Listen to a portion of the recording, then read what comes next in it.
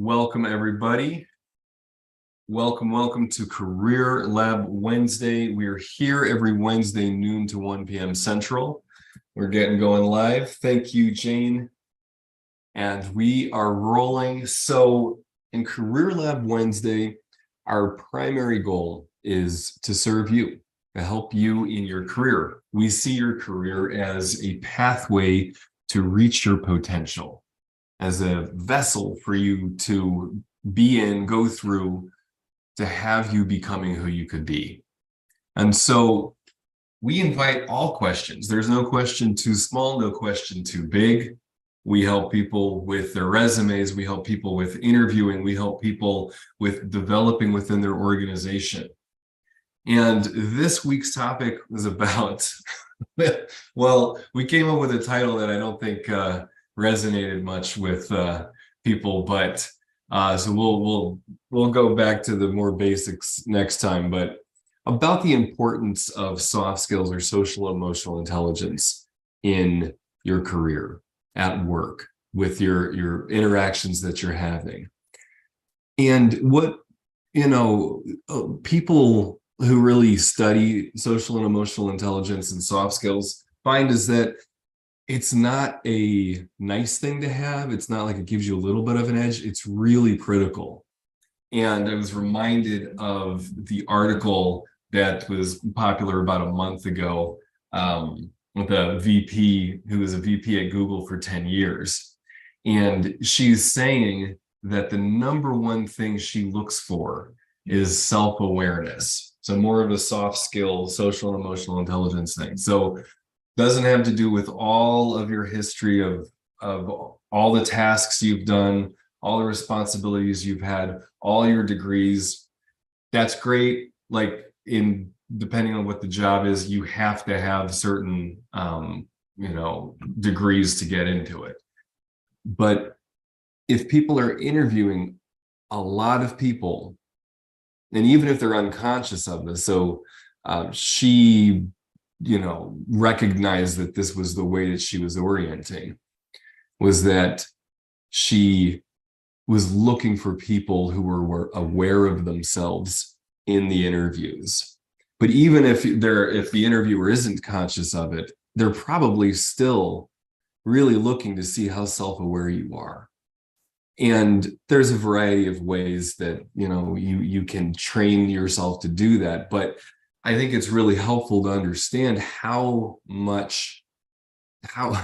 unconscious we tend to be, and then if we can look at where we're really at, then we can look at how we can really develop. And so it's incredibly important, as you are developing in your career, to be aware of yourself and aware of the other person you're talking to. There's a lot that we can get into around that. So I'll probably share some more, but I think if Eric Miro, if you are available, I would love to hear an update. I think you have been practicing what we're talking about today, becoming more self-aware, and therefore also able to be more aware of the people that you're talking to. And if you're available, I would love to hear an update. I know that you've been in a journey, especially recently, around next steps in your career. Yeah. Can you hear me okay? Yep, we got you great. Okay, good. Yeah, so again, just to recap, there's a product line analyst role that came open working for the GM of our business.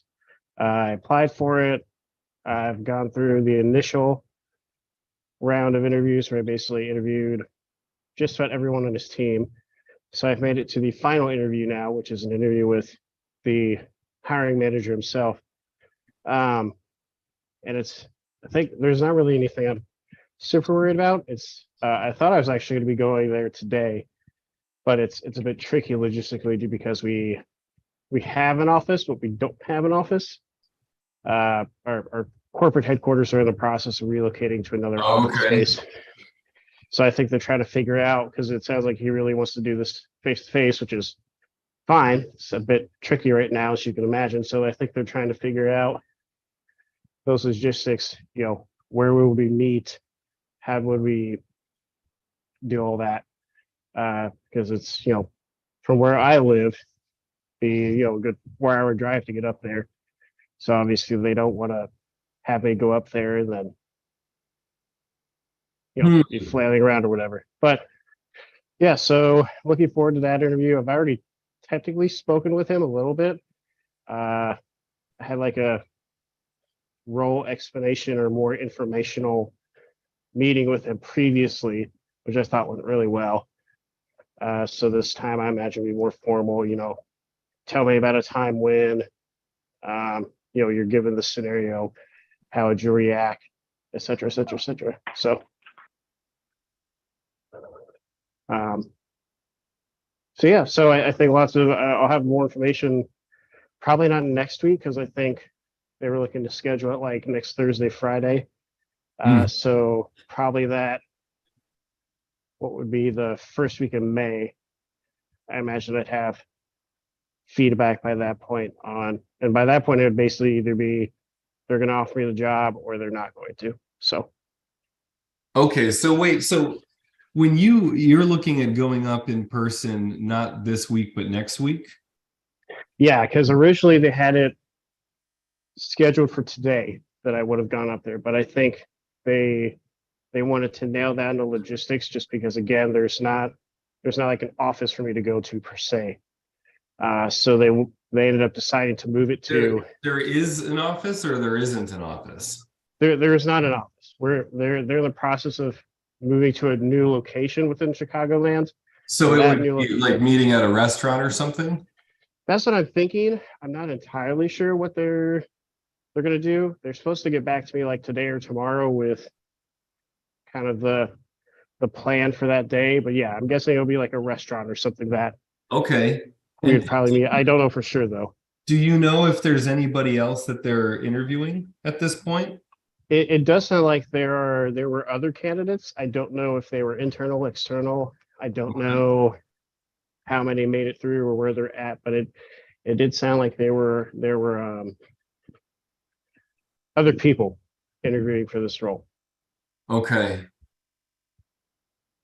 Huh. Well, is there anything that you're wanting in terms of being prepared or emotionally prepared or what have you? I don't think so. I know I resonate with that topic a lot just because, as you've heard me talk about my current role, I'm kind of a middleman in essence. So, I have to balance between understanding from like a manufacturing plant's perspective, from like a distributor's perspective, and then of course the own or the internal company's perspective.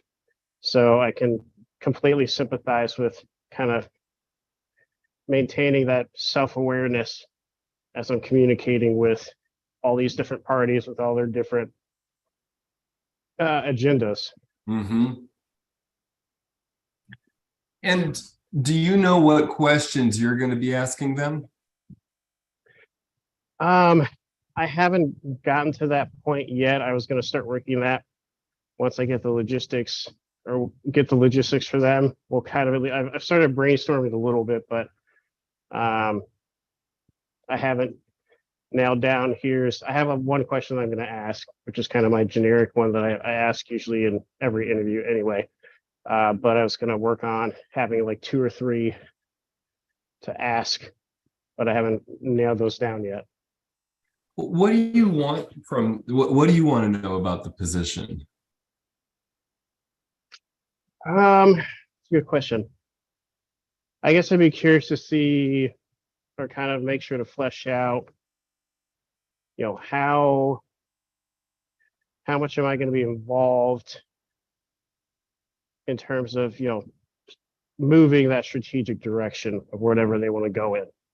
Because my impression seems like it's not just going to be me sending out a report and then never hearing from them. Mm-hmm. But I'm curious to see, maybe get a better idea of what kind of maybe not specifics, but the extent of, okay, I have, there's this assignment of whatever project, kind of what would be my role? How would I interact? How far am I going to go? Am I going to be asked to, What, be involved in any kind of presentations, all that good stuff. okay. And what do you think their direction is? I think in the beginning, it'll be kind of, a big part of it will be taking over, some reporting responsibilities, kind of taking some of that off of the other kind of product strategy or product managers that I'll be working with and helping to make their decisions easier based on the information. And then I think potentially as I get more trust within the group and with the hiring manager, potentially, because I know like one of the guys I interviewed, he asked me straight up, if we ask you to go down to Atlanta to do something with Coca-Cola, who's one of our big customers, would you be comfortable doing that kind of thing? I was like, yeah, sure, why not? As long as I understand what I'm supposed to be doing, I wouldn't have any problem doing something like that. So I think it'll be kind of that, start out with the basics, kind of with any new job, right? Where you kind of start out with here's what you're tasked to do, kind of based within your role. And then as you gain more trust, they can expand upon that and you get more responsibility, we'll say, to kind of push the boundaries on that. Okay, so one of the things I'm hearing here that you could do is, as you were sharing earlier about how you're an emissary in between different groups. So you have to know what one group, the data that you're getting from them, and then how to put that into something digestible for another group. You could, kind of map out where you think the different groups that you would be working with are, and you could have questions like, so if you're going to be going down to Coca-Cola and doing that, instead of saying, yeah, if I know what I'm supposed to do, I can do that. You could ask questions about it and say, yeah, I'm comfortable doing that. And then follow it up with a question. Right. And so right there, you're letting them know that you're not just going to be sitting back and waiting for them to give you instructions, that you're aware of your anxieties and the things you want to know, and that you'll take responsibility for it. Yeah, and that was kind of one of the questions when I was kind of initially brainstorming for, okay, what am I going to ask the hiring manager in this interview once I found out that I would be interviewing with him, is something along the lines of, what are some key tasks or responsibilities that I couldn't just take off the plate of the other two folks I've been working with extensively, but maybe something that I could do to help expand their capabilities or something like that. I haven't worked out the exact verbiage, but kind of going along the lines of, being the kind of emissary, translator, communicator between all these different groups and their varying responsibilities, just because, the two big product groups that I'll be working with are both, they're similar, but of course different in, what their product structures look like, what their revenue goals are like, all that good stuff. Okay, cool. And that right there, I mean, the ways that they're similar is probably not going to be as useful to you, Right. as the ways that they're different. Right. Right. And so getting clarity about that, investigating the differences, that's just a great line to take. Yeah, and I know another thing that stood out to me was when I was talking with one of the guys, I think it was the more like external analysis person on the team.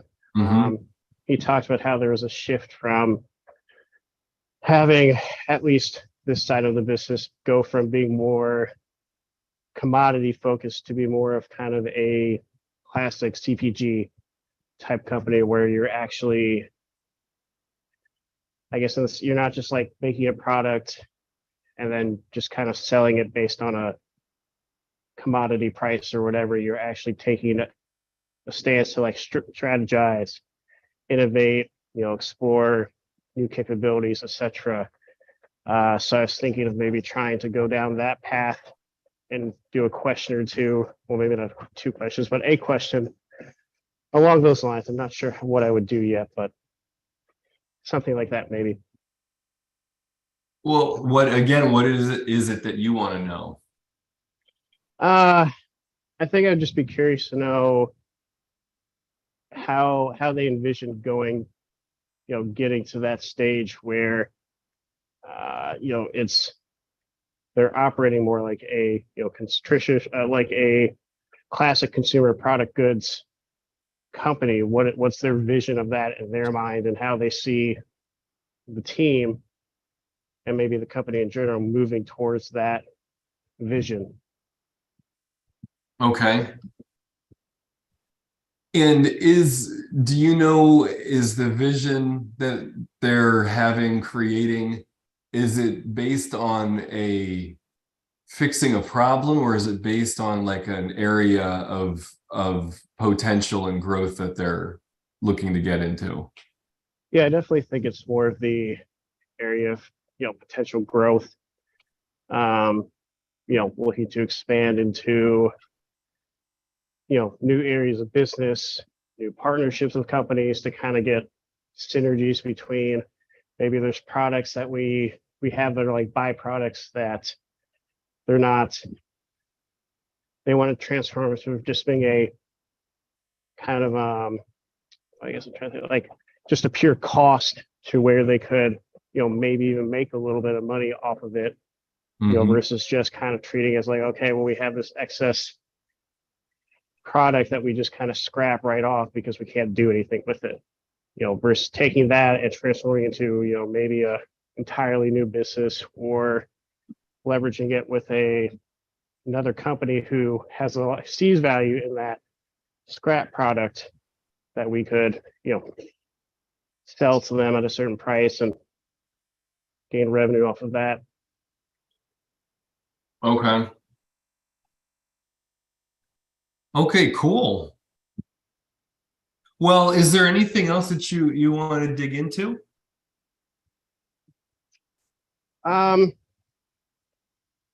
No, I think I'll probably do a little bit of planning thinking, just depending on where the interview set up. I'm assuming they'll do like a restaurant or something. I don't know.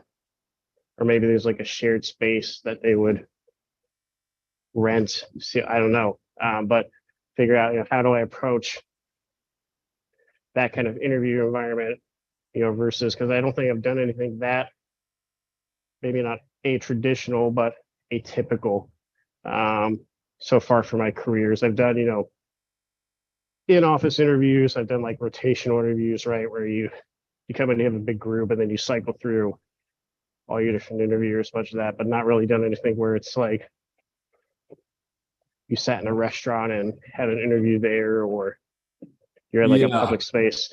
Because I imagine there's a little bit different calculus there. Yeah, I mean, and it does. My hunch is that they're going to have. It'll probably be a day or an afternoon or morning or whatever where they're interviewing the final candidates. Right, right. And so,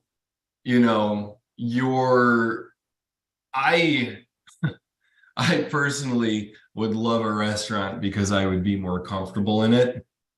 And the ability to do a little bit of small talk, chit chat, and kind of feel out at the start of it. But who knows what it'll be like. Yeah, and I'm hoping to find out more today. I've been trying to politely stay on top of it, just to keep that momentum going. Yeah, that's great. And that's a point I'll make to the wider audience here is what Eric just said is so key. When you want something, when you're interested in a position, you're going for it like that, to politely be on top of it. I think that's a great way to say it, Eric. letting people know that you're really interested, that you're wanting it, that you're thinking through it. That's all good stuff. Earlier on, Eric shared about how, just to even get the ball rolling, and this has been a long process from when you first applied to it, and you even following up and saying like, hey, I'm actually interested in this, and just letting them know I'm putting this back at the top of your inbox. That a lot of times that's helpful to companies. In my email inbox, I'm embarrassed to say sometimes there's a lot of emails and it's like, okay, I need to get to that, and I didn't put it into the one folder to organize it. And so but I do need to get this position filled. And so Eric emails me back and says, hey, putting this back at the top of your inbox. Inside, I'm just like, oh, great. Thanks, Eric. Like it's not, if when you're taking the responsibility that way, you're really just helping you're making somebody else's job easier. Yeah, and for time scale, so I applied on 2/22 is when I submitted it. So now we're coming up on 2 months next week. So yep. Oh, that's good. That is good for, I think, people to hear. I mean, sometimes hires will happen quickly, but I think especially now with the environment that we're in economically, and some big times of transition in this country, people are probably going to be more conservative and slowed down in hiring processes to really make sure that they're getting what they want, that it's a good fit, because a hire that doesn't work out well is very expensive. yeah, and I think probably, maybe to play devil's advocate, probably a big part of it was the end of March is the end of our fiscal year. So that probably played a bit of a factor as well. Yep. Okay. Gotcha. Cool. Well, Eric, of course, wishing you the best. I so appreciate how you join in and share and are taking us on the journey with you. Yeah, no problem. Again, I probably won't have too much to update on next week, but I guess what will be the first week of May? You'll potentially come back with some good news, and we'll see how it goes. And Eric, reach out to me if you have any last minute questions or need any support with stuff in the process, if unexpected things come up. Oh yeah, for sure. Absolutely. I appreciate it. You bet. Well, sweet. So this is Career Lab Wednesday. We're here every Wednesday at noon. Our job is to support you in your career, whether you're interviewing, whether you are building yourself up internally in your organization. If you have resume questions, if you have questions about how to interact with your team, your boss, whatever, anything career related, this is open. And Louis, good to see you. Good to see you coming on camera here. I want to hear George. Just a sec. I want to make sure that everybody who's on LinkedIn Live and YouTube, if you have questions, I love it when you jump in here like Eric and Louis and Matt.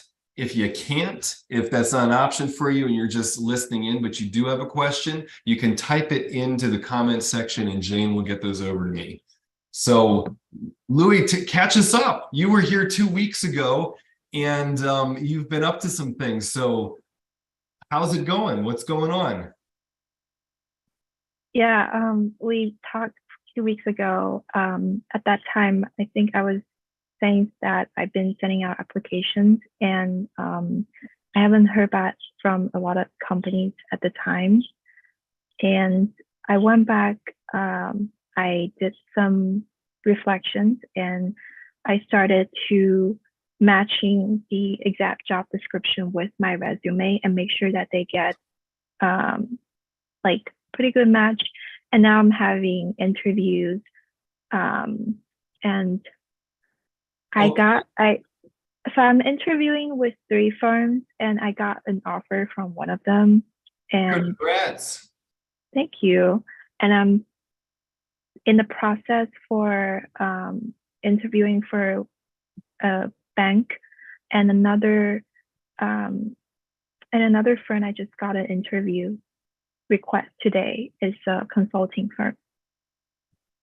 Oh, this is great to hear. So we can get into some interview coaching in a moment, but for everybody who's listening in, walk us through micro movement by micro movement, what you did, the shift that you made in the job apps that you're responding to, and how you did it. You said that you tailored it per each one. Say a little bit more about that.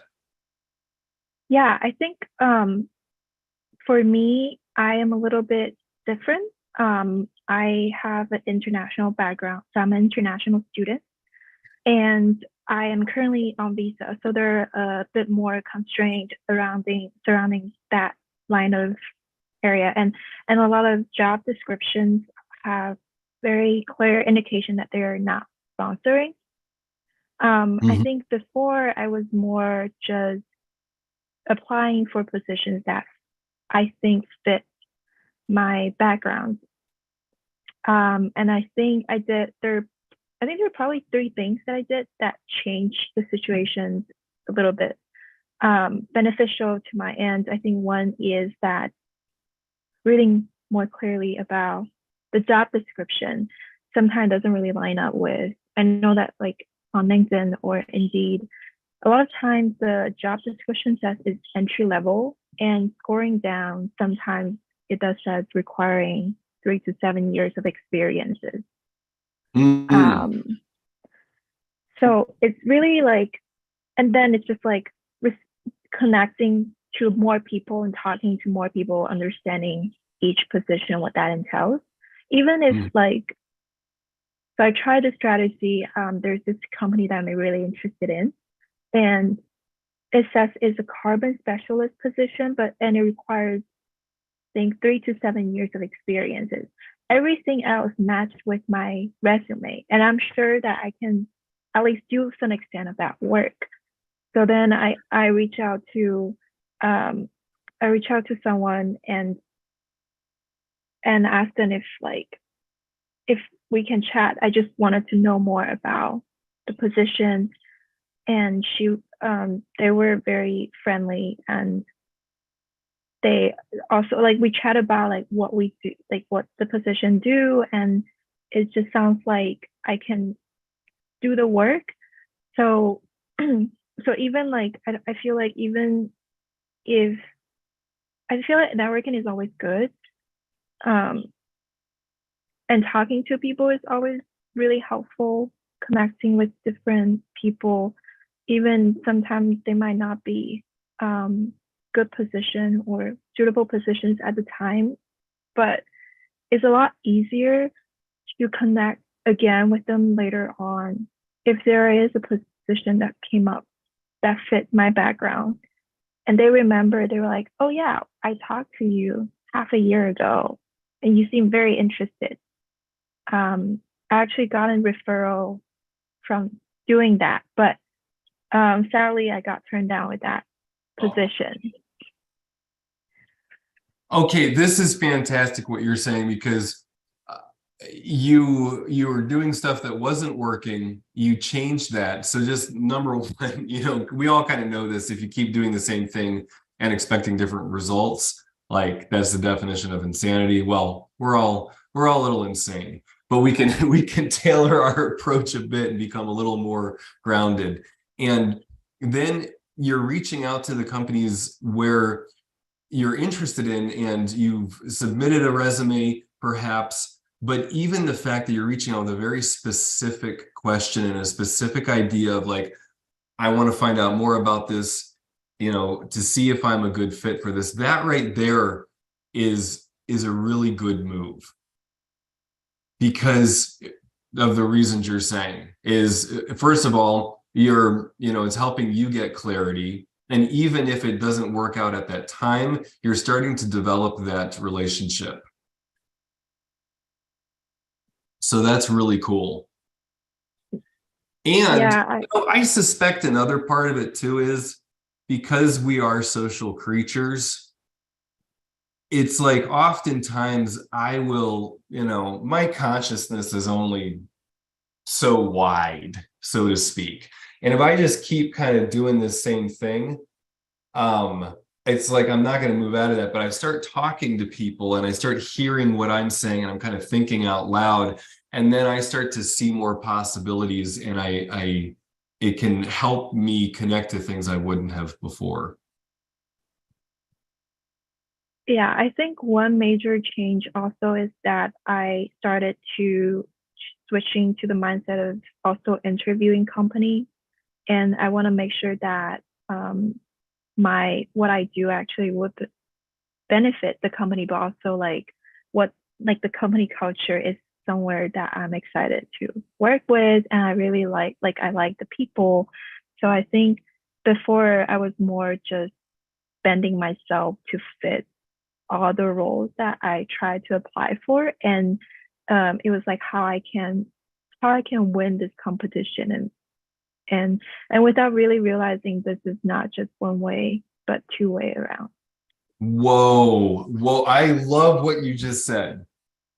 That is a really deep insight, and the ability, I mean, we were just talking about self-awareness as being one of the most critical things that people are looking for when in interviewees.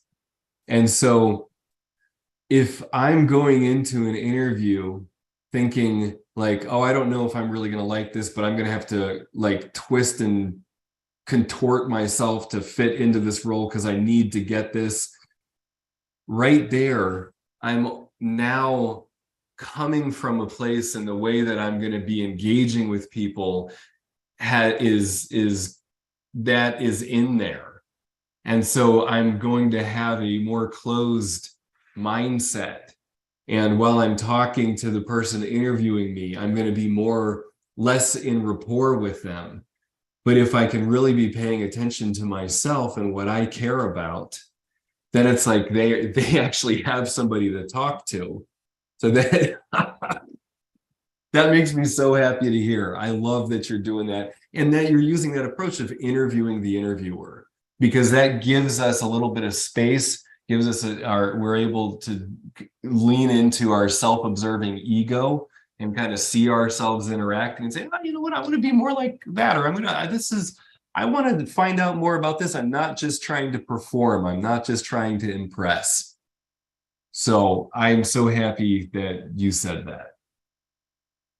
Yeah, and then I think after that, my interviews started to become more conversational rather than HR asking questions, because I'm at the same time also trying to know more about the position, the company. And another thing I feel like when I was not confident enough, I think people noticed, and it was very obvious. Mm-hmm. Yep. And that in the counterintuitive thing here is that you look more confident and are more confident when you're asking questions. So it's like, if I can admit that I don't know everything, then that will actually have me looking more confident to people. That's fantastic, Louis. Well, okay, so thank you for walking us through that. Is there anything that you're wanting now that you're getting interviews and you've got some of this lined up? Is there any way we can support you today?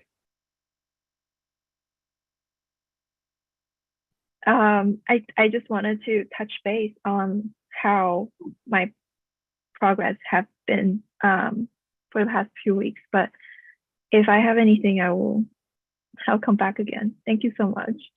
You're welcome. You're welcome. Oh, that's good. Good to hear. So Career Lab Wednesday, we're here at noon every Wednesday. And as you can see, what we're doing is we're breaking things down into basically emotional and social intelligence. So who am I? What do I care about? And then who am I talking to? What do they care about? What's important to them? And these soft skills are incredibly important during interviews, during your time with other people on the job. It's really the ways that you're able to develop relationships. And, yes, there's a lot of doing things, there's tasks that we need to do at our job. But if we're only doing that, people are not always receptive to just, a robot doing things a certain way. And the truth is that things change a lot. A lot of our education system was built off of an assembly line. This is, the way that one of the ways that the United States came to the global power that we are through World War II was that we had to figure out how to produce massive amounts of things quickly.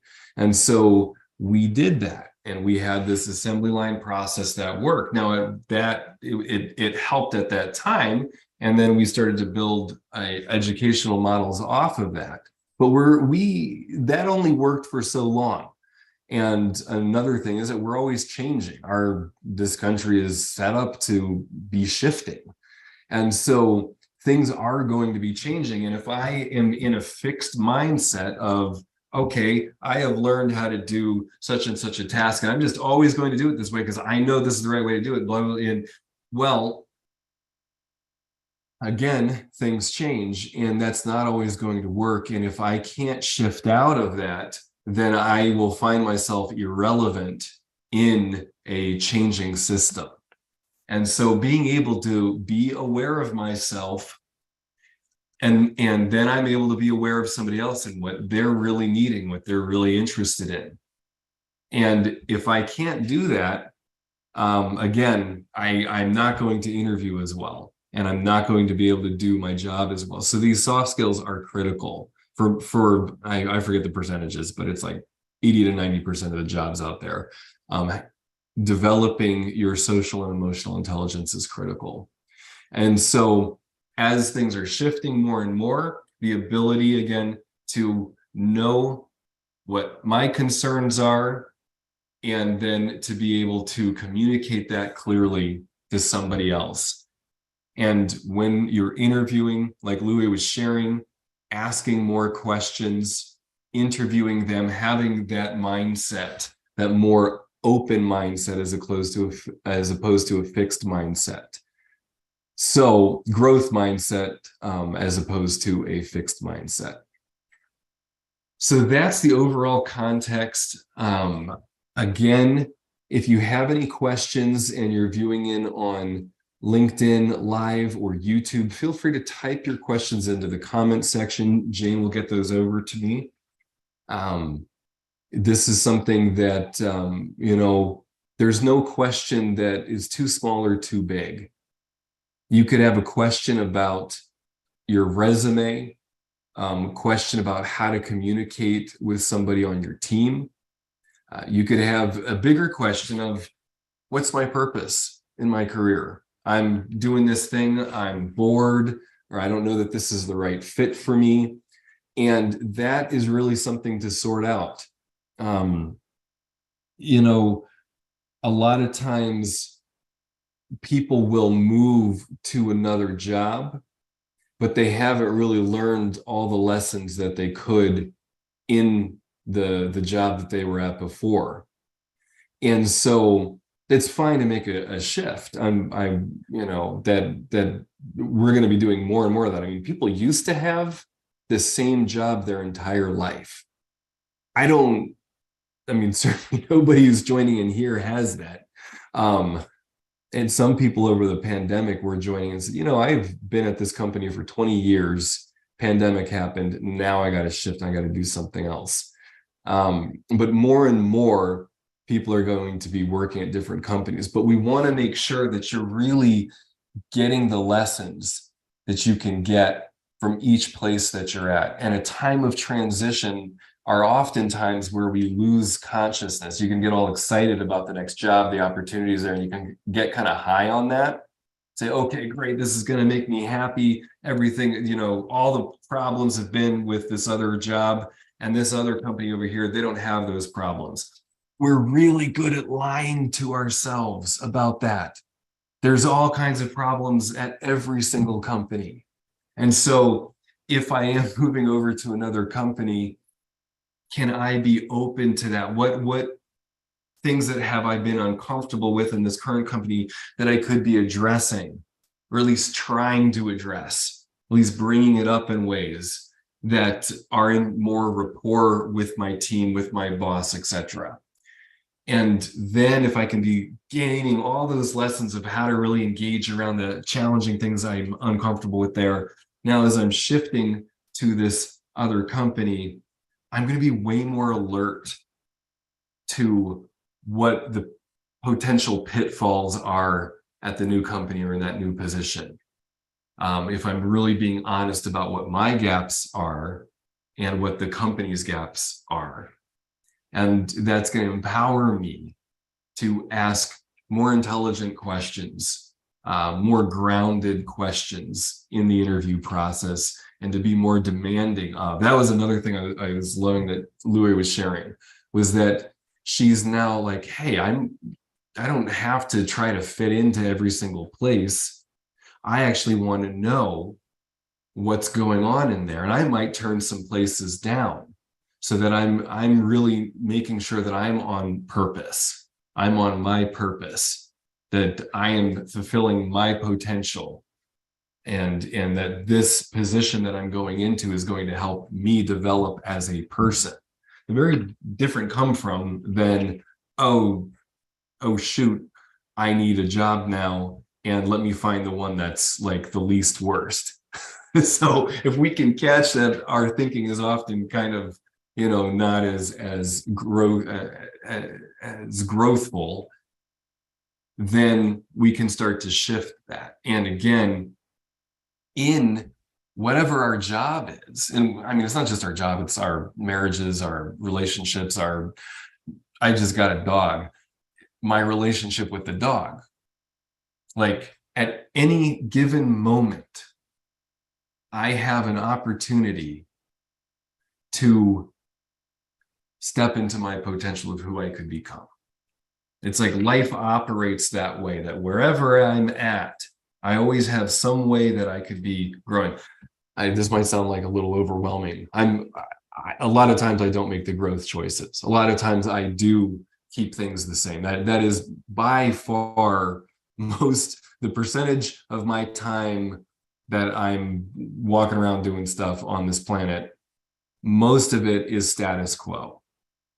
But I can be aware of that and more meaningfully engage with moments and say, you know what, I'm going to use this moment as an opportunity to be who I haven't been yet.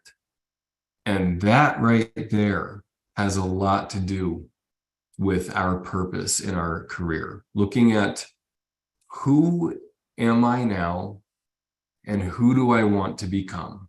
Is this job going to help me become who I can become? Is this next meeting that I'm going into at work?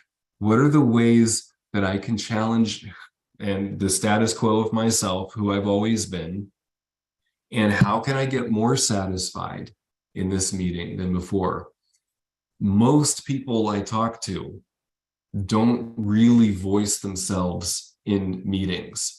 But I don't know, I'll throw out 80% of the people I talk to, when we really dig into it, they're sitting in the meeting, kind of waiting for the meeting to be over. That right there. So if I just shift that a little bit and I speak up 1 or 2 times in that meeting where I wouldn't have, ask a question, give my opinion on something, right there now, I am being more purposeful. And I'm taking responsibility for myself in whatever organization that I'm in. I'm taking responsibility for myself in that meeting. And so it has so much to do with purpose in the here and now, wherever I'm at. What are the things that I was avoiding saying or doing? What are the challenging conversations with my boss or my team that I have kind of been unconscious of and maybe blaming and saying, hey, I don't want to do this, or this is their problem, or this and this needs to get fixed, but I never voice it. So just the voicing of it, taking that risk, that can really help. Now, some people, I'd say like the other 20%, are more verbal and mouthy in meetings, and say things, but haven't necessarily learned how to say things in a way that are more likely to be heard by people, and they're verbalizing their concerns and what they want, but they're not really paying attention to the other people in the meeting. And they're just kind of bulldozing and driving through and not really learning how to include people and get more engagement from them in a way that is having it be a collaborative effort as opposed to a top-down effort. So some thoughts for us as we're looking at social and emotional intelligence, the importance of soft skills in your career, whether you're interviewing, whether you are currently employed and actively in meetings. And this is, there's a lot of ways this is super challenging on Zoom. Computer work is great for just getting tasks done. That's wonderful. But to really be able to use a Zoom meeting purposefully, intentionally, is a thing, is a challenge. So I hope this is helpful. We are here every Wednesday, noon to 1 p.m. You're always welcome to book 15 minutes with me. I will do my best to serve you as much as I can in that time. If we need to set up more times after that, we'll talk about that in the session. And I look forward to being with you all again next week. We're going to wrap up today. You can always type your questions into the comment section. You can always send me questions. A great spot is on YouTube. We post these videos there, so you're able to go back and review any sections that are helpful to you. And you can always throw a question in there. That's a great way to connect throughout the week. Thank you, Louis. That was fantastic what you shared. I'm so glad that you jumped in and shared what you did differently. It's really vulnerable, so I always want to appreciate people who share on here, and because all our listeners get a lot of value from them. So you being courageous, sharing, kind of opening yourself up to a live stream happening here about something that's pretty vulnerable, your career, I really appreciate you. So again, thank you, everybody. Career Lab Wednesday. We'll be back next week, noon Central Time. Until then, take care.